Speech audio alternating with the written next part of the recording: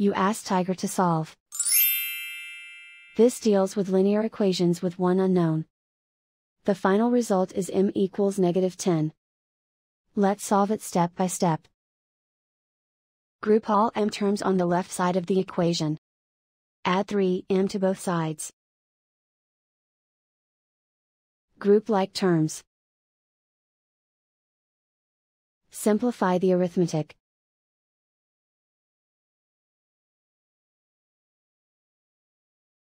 Group all constants on the right side of the equation. Add 10 to both sides.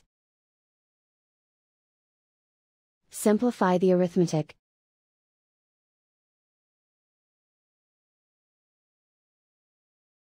Isolate the m. Multiply both sides by -1. Remove the ones.